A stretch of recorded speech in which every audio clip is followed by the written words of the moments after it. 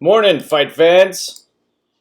Welcome back to another episode of Mike's MMA Picks Fight Morning Quick Card Breakdown, brought to you by BetDSI as well as our good friends at MMA Oddsbreaker. We've got a big day ahead of us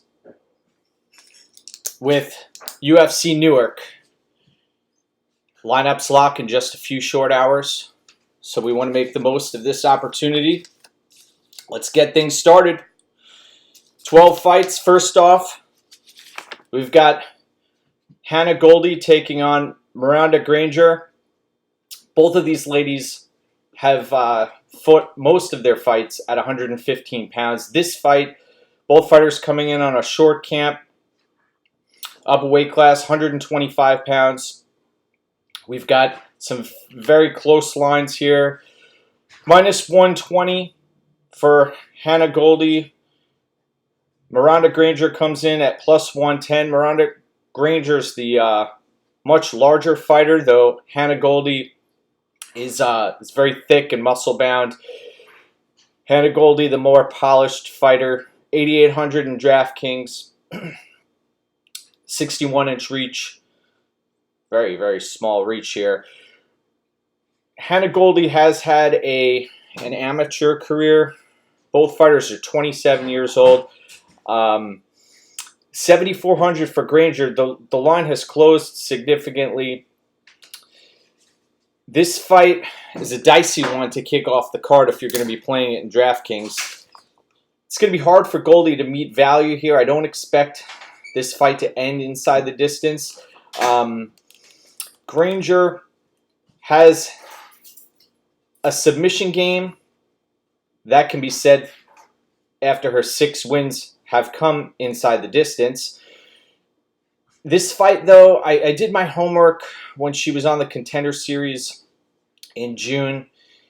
And if Hannah Goldy can keep this fight on the feet, stay at distance, and problem is, it looks like Granger's going to be the much larger fighter, so I want to see what happens in the clinch. Goldy is probably going to be trying to land kicks and win on volume here, and her low center of gravity should pay dividends. I was on Goldy in the Contender Series against Callie Robbins, and Goldy's going to be the pick in this case. Dangerous fight, though, from DraftKings perspective, because you do have a Granger here who there's limited footage on, and heard good things about her. So we'll see, but the pick's gonna be Goldy in this spot. Next up, we have what could potentially be a slate buster on our hands with Claudius Silva taking on Cole Williams. Hannibal Claudius Silva fighting out of ATT nowadays. 9,400, your highest priced fighter in DraftKings, minus 495 favorite. Getting up there in age, 36 years old, 13-1 record, very impressive record, hasn't been very active. Taking on Cole Williams, fighting out of Iowa, who apparently this has been a long time coming for Cole Williams to be signed by a major promotion. But when you go and look back at his fight tape and the opponents he's been facing lately, very, very low-level opponents. He's been dominating them, some of them. He's been going the distance with some of them as well. Cole Williams came in short notice, very, very short notice, 5 days to be exact. Came in overweight, missed weight by a few pounds. 6,800 in DraftKings for Cole Williams, wrestler, plus 395, 35 years old. Plods forward, throws heavy punches, wants to clinch. The problem is Claudio Silva This is a very high-level black belt. Someone who, although he hasn't been fighting in the cage, watch some of his interviews, man. This guy talks the talk. He walks the walk when he's in there. Danny Roberts. I've heard, and I obviously watched the Roberts fight. Silva, he's there to be hit. He hasn't been put out. But in this spot, I have to pick Silva to win inside the distance by submission. In fact, at one point that line was minus 125. This fight's not expected to go to a decision. Right now, sitting at minus 250. Going to roll with Claudius Silva to work his magic on an opponent who could potentially gas out as well. Here, Cole Williams coming in on short notice, but I mentioned in the lead up to this fight that this could potentially be a slate buster because Cole Williams, this guy, he's got nothing to lose. He's been waiting for this opportunity his entire life, and he's going to come in winging haymakers. It would be nice to see Claudio Silva lock up a submission, though. So we're going to roll with Claudio Silva here, highest priced fighter on the card to get the deal done. Next up, we have Romero Barella taking on Lauren Murphy. Barella, I wish I could say this is a high-level fight, considering these ladies have they've spent a lot of time in the game, man, but this shouldn't be a UFC-level fight at this stage. Barella comes in with a 12-5 record, 125 pounds here. Lauren Murphy, 10-4. Murphy coming in with the 1-inch reach advantage. Lauren Murphy, 7,500 in DraftKings, plus 160 underdog. Lauren Murphy, 36 years of age, MMA lab fighter, taking on an ATT fighter in Barella, who's 33 years of age, fighting out of Italy. But she does her camps at ATT. Minus 195 for Barella, 8,700 in DraftKings. Apparently, both of these ladies do not possess high-level ground games yet. We've seen Barella on the ground multiple times. In fact, she was taken down right off the bat by Talia Santos. Looked like she was about to get caught in a rear naked choke. Santos could not finish the job, and Barella ended up peeling the hands away and turning the tables. Barella has decent cardio. I think that may come into play in this spot. And I'll be honest, we can breeze through this pretty quickly. What I see happening here is Barella being the much more physical fighter. And I think that works at this stage in women's MMA. And we'll make this short and sweet. I'm going to go with Barella by decision here. 8,700. I think she may not pay off her price tag in DraftKings, though. Laura Murphy could last here. I expect her to put up minimal DraftKings points. Next up, men's 125-pound division. We've got Matt Danger Schnell taking on Jordan Espinosa. Jordan Espinosa coming in at as the minus 125 favorite at 8,200, taking on Schnell, 8,000 in DraftKings, plus 105. Another ATT fighter on our hands and match, Schnell. Schnell has the 2-inch reach advantage. Schnell also has the suspect chin. This fight is expected to go to a decision at minus 160. Espinosa does possess power, darts in and out. Oh, reminds me of Clay Guida to some extent. 14-5 record. Espinosa does have some heavy hands, though. This is a toss-up fight for me. Schnell is not very far removed from those knockout losses that we've seen in the past, and Espinosa can crack. Schnell fighting out of a great camp, has come in with some decent game plans lately, but give me Espinosa here, possibly by late finish. This fight is expected to go to a decision at -160, but I'm gonna pick Espinosa in this spot. I see a few people on Schnell out there. I understand where they're coming from. Both guys 29 years of age. I'm going to roll with Espinosa. But it may be worth having a few shares of Matt Schnell out there. Next up, we have women's 125-pound division. We've got Lucy PoodleOVA, who dropped from 135 pounds to take on Liz Carmouche in her last fight, taking on Antonina Shevchenko, the long-lost sister of Valentina. Shevchenko, this line has been bebopping around. Shevchenko was up to, I believe, -175 at one point. PoodleOVA now sitting at +105. PoodleOVA 7,600 in DraftKings. Both of these fighters have identical reach. This fight is expected to go to a decision at -425. We saw PoodleOVA come out in her last fight. She came out very flat. Didn't appear to want to engage with Carmouche. Tried to turn the tables very late in the round, following her Instagram account, and she recognizes her faults. She's verbalized them as far as going to a decision and realizing that she's made a number of mistakes in the past. It's one thing to say that you're going to change, and it's another thing to do and act differently inside the octagon. So it's hard to believe in somebody until they've actually performed.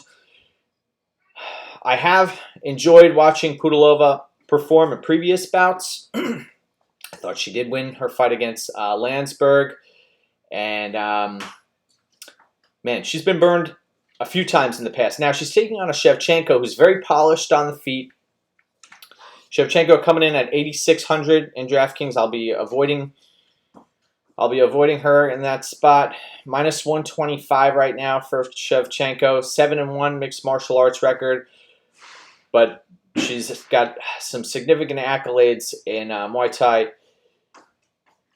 My pick here is going to be Lucy PoodleOVA in this spot. I think volume is going to be a difference maker. I think will to win is going to be a difference maker. And I'm not ruling out, although we haven't seen it before, I'm not ruling out PoodleOVA attempting to take this fight to the ground. I saw when she was trying to, or when she was preparing for Liz Carmouche, she did spend a lot of time grappling. And I think once she got this fight lined up, it would be wise to go to the well there. It's hard to win a stand-up battle against someone who possesses such high-level striking as the Shevchenko sisters. But I think a lot of people are falling into this trap where they think they see a Shevchenko and they think that Valentina is going to come out and rescue Antonina, and that just isn't going to happen here. So give me PoodleOVA for the upset. Next up, we've got men's 170-pound division. We've got welterweights on our hands. Miki taking on Selene. Tahari, 10-3 record. Has 6 knockouts on his resume to go along with 2 submission victories. Fighting out of Poland, 8,300. -125 for Selene, 8,300. I think the value here is going to be on Miki 7,900. Recency bias says that Miki is a horrible fighter. That he got his ass handed to him by Diego Sanchez, and I wouldn't go that far. Miki 27 years old. We're basically watching this kid evolve and grow up. I know he's been writing checks that his body can't cash, and at 7,900 and a +105 underdog, Gall recently received his black belt, Gracie Jiu-Jitsu black belt now. Fighting with the Millers in the lead up to this camp. Selene has left a lot to be desired in his UFC fights. Not sure what the holdup is in regards to pulling the trigger. Selene's nickname is the Grizzly. In this spot, we've yet to see that take place. I realize there are levels to this game, and fighting somebody like Warlley Alves is much different than fighting somebody like Mickey Gall. Mickey Gall has some major energy regulation issues. He seems, when you look at that Sanchez fight, he actually had some success in that first round.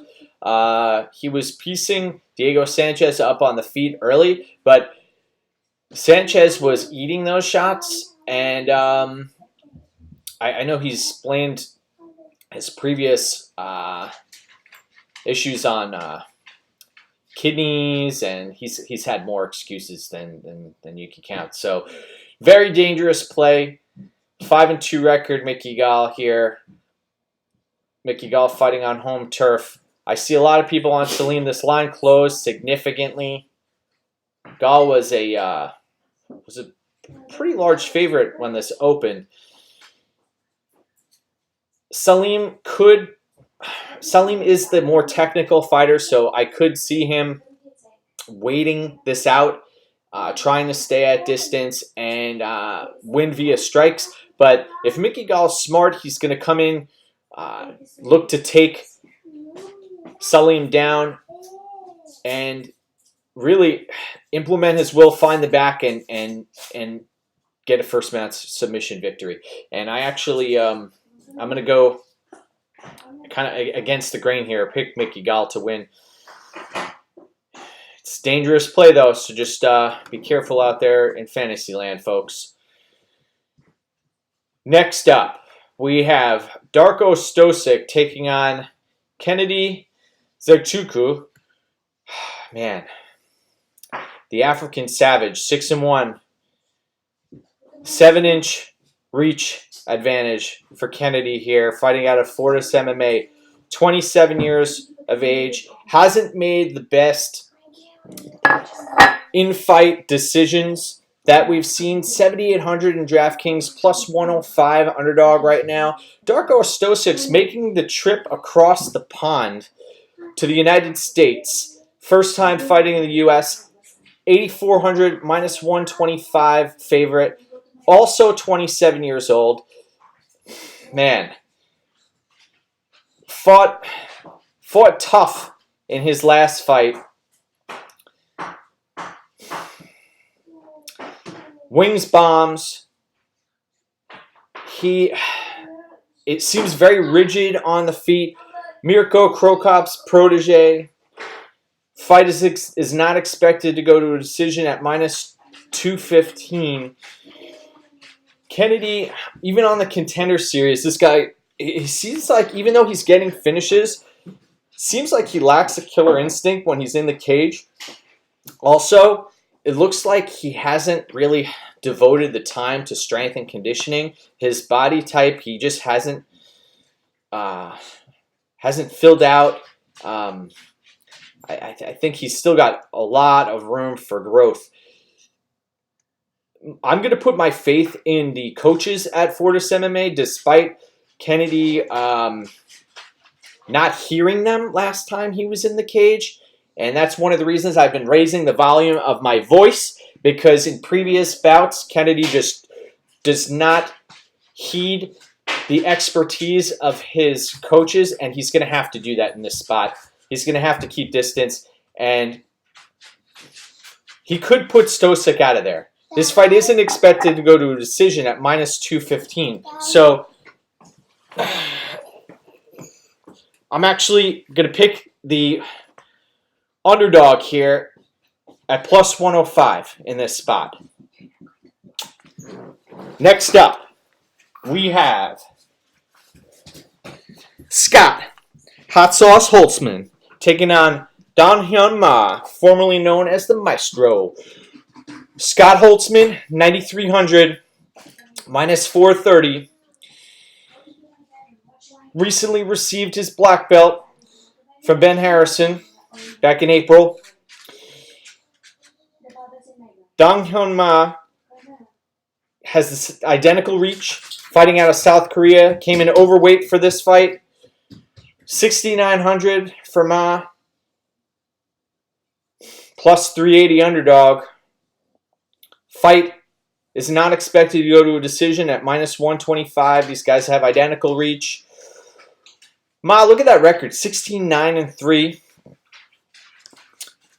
His striking defense is an issue. Though Ma does pack a punch. This could potentially be a dangerous spot for Scott Holtzman. He I've heard in recent interviews in the lead up to this fight that he's recognized, both he and his coaches have recognized an issue with him seeking retribution after he's been tagged by jabs, etc. And he's wanted to just meet fire with fire instantly. In this spot, he's recognized that swimmers get wet and fighters get hit. And he's got to be comfortable absorbing some punishment to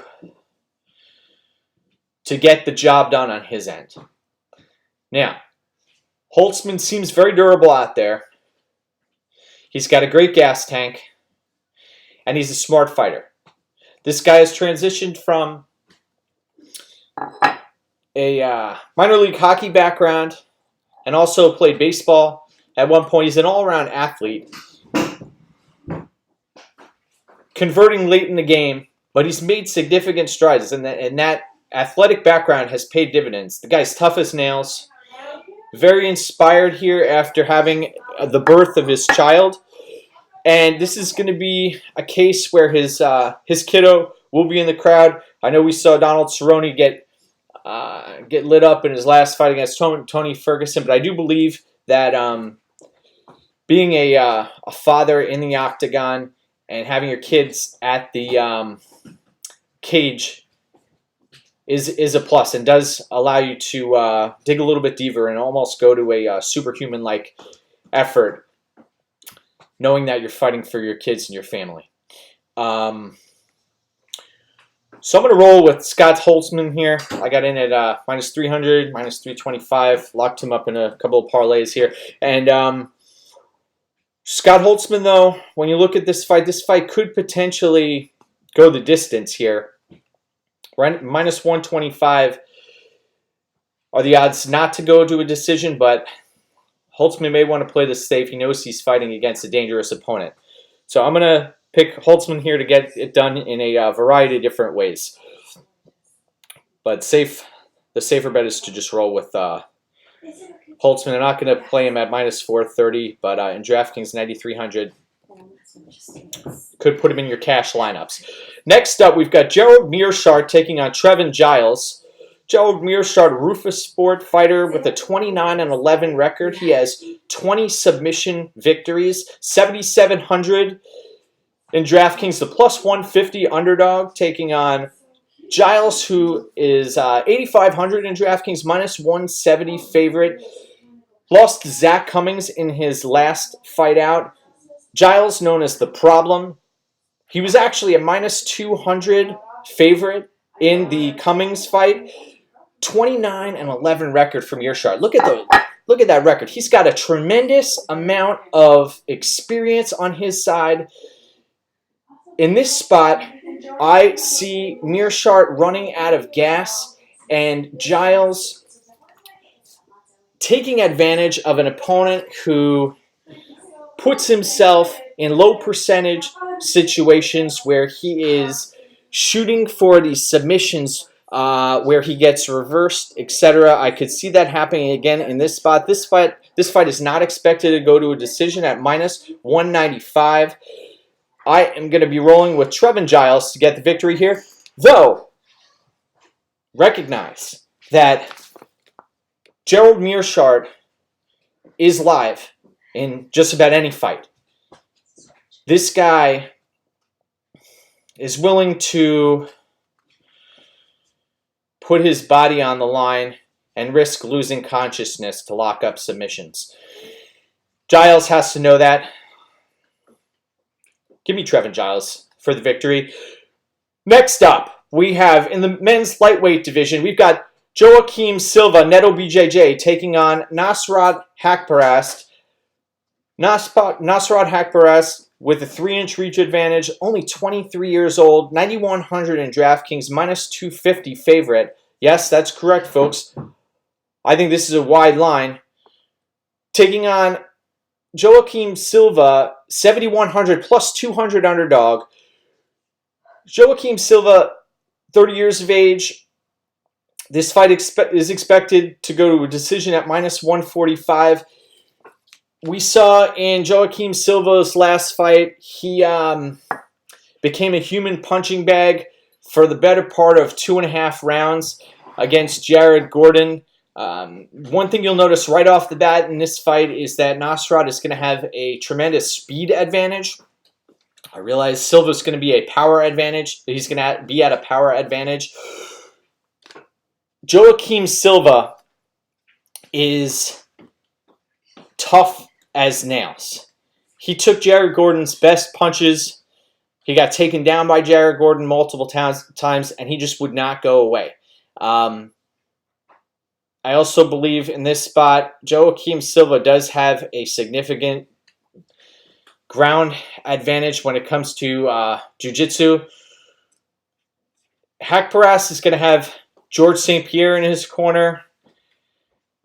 And he spends some of his time at King's MMA as well as TriStar.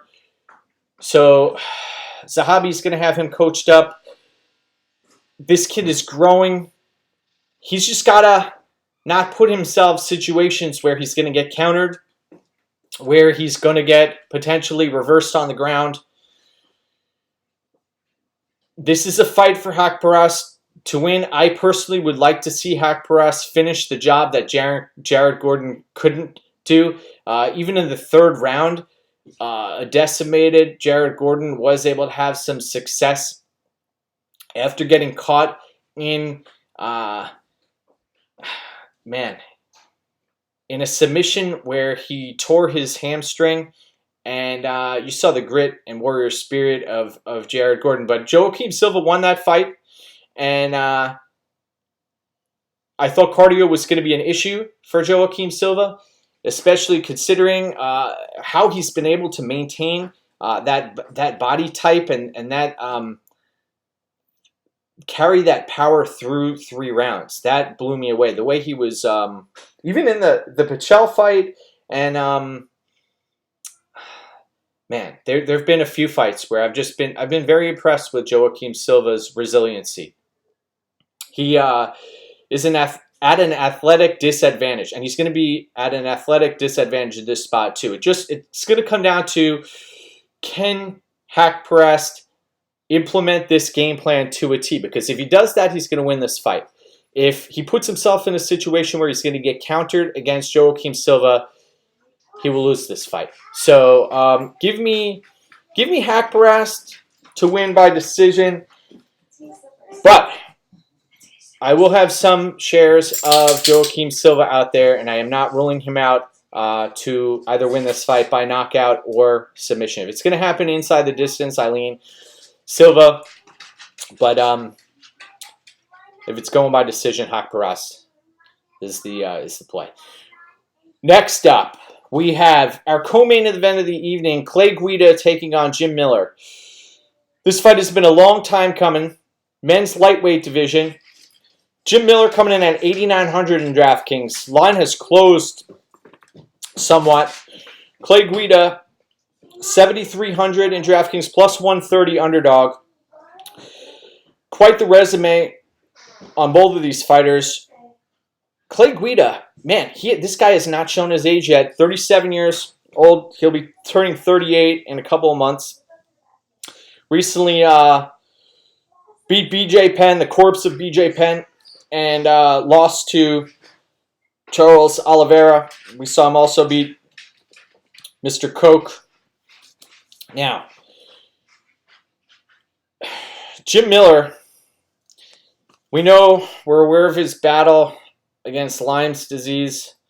By the way, 96 pro fights between these two fighters. Incredible. So, Jim Miller has seen a resiliency lately. 30-13 record. I was at his fight. I've been at a few of Jim Miller's fights. One that stuck out to me was his fight against Dustin Poirier. He was actually having some success in that fight. I think a lot of folks should go back and give that fight another look. Took a lot of damage. One thing I like about Jim Miller is he will fight for your money. And he does have a grappling edge in this fight. He has a submission jiu-jitsu edge in this fight. I believe he'll have a power edge in this fight, but he's going to be at a cardio disadvantage and at a volume disadvantage in this fight. So it's going to come down to who you believe in. And Jim Miller, I don't know if this is going to be his retirement fight. It has the makings to be in front of his family. This is another fighter who last came out and fought Jason Gonzalez and basically walked right through him, got a submission, and also before that he knocked out Alex White, or won that fight inside the distance. Bloodied Alex White up. Jim Miller, he's had an interesting run. I thought he was gonna beat Benson Henderson back in the day. Great fighters here. I'm glad this fight is happening. I wish it wasn't the co-main event of the evening, though.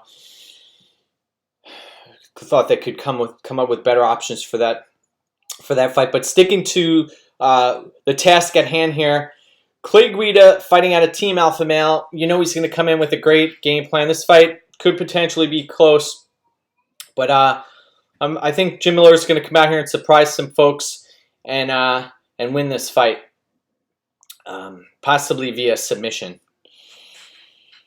Fight is expected to go to a decision at -160. Odds have closed. But this is another fight where I'll be going against the grain in most cases with Jim Miller. Now, we're moving on to the main event of the evening.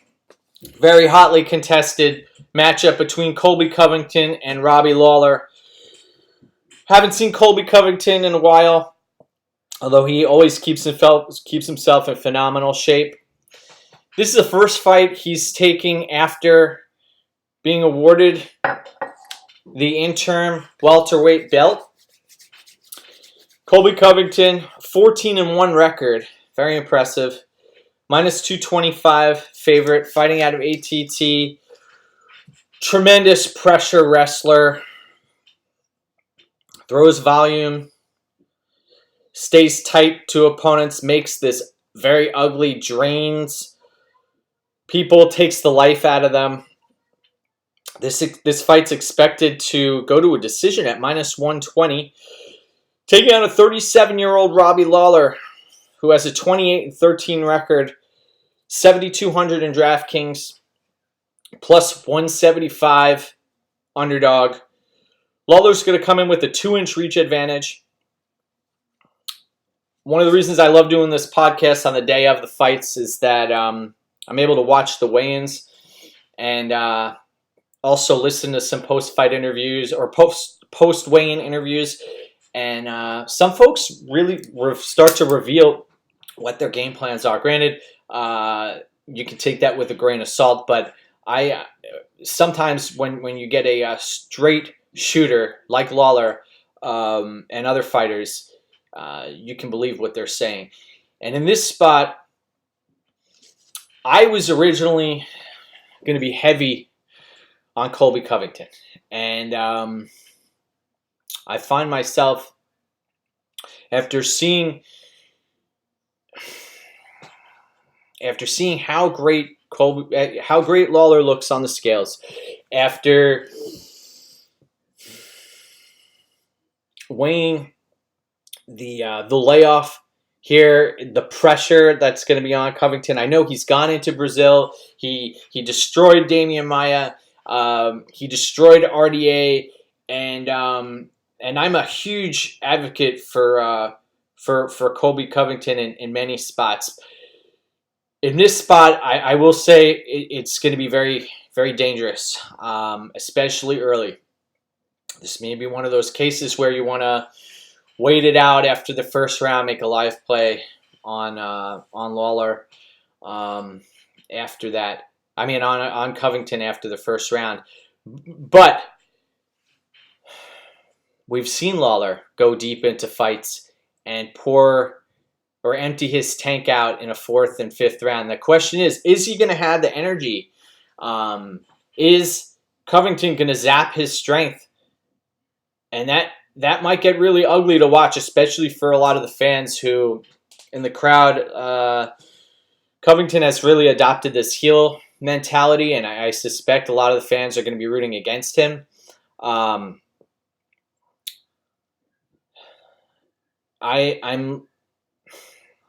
don't want to say I'm completely torn on this fight. I still lean Covington in this spot, but I will say that it would be smart to have some shares of Robbie Lawler out there because he is a very dangerous fighter.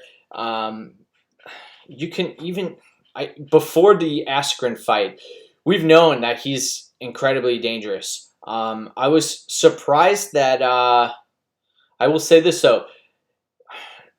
Nothing is set in stone. The fight that he fought against Donald Cerrone, he came into that fight.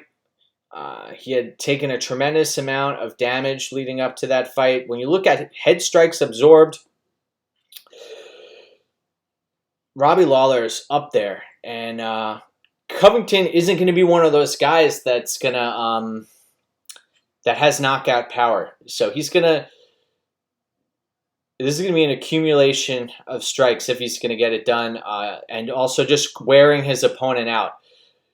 Covington by decision may be an option here, but in DraftKings, I'm going to say you want both.